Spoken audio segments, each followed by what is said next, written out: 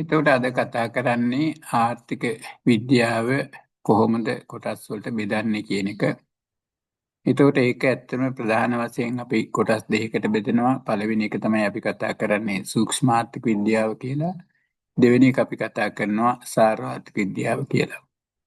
එතකොට මේ සූක්ෂම ආර්ථික විද්‍යාව මගින් අපි අධ්‍යයනය කරන්නේ ඒ කියන්නේ නිෂ්පාදකයන් සෝ පාරිභෝගිකයන් තනි තනි වශයෙන් හෝ කණ්ඩායම් වශයෙන් කොහොමද තීරණ ගන්නේ කියන එක පිළිබඳව.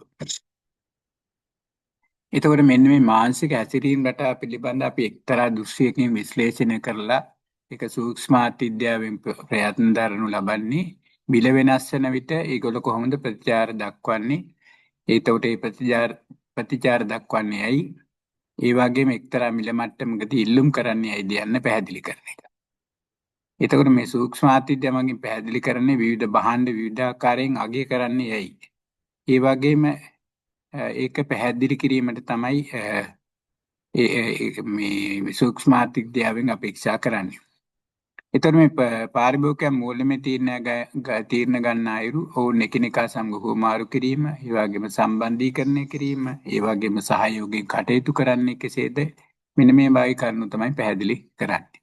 එතකොට සාර්වාර්ථික විද්‍යාවෙන් අපි කටයුතු කරන්නේ ඇත්තටම ආර්ථිකයේ සමස්තයක් වශයෙන් අරගෙන අධ්‍යයනය කිරීම.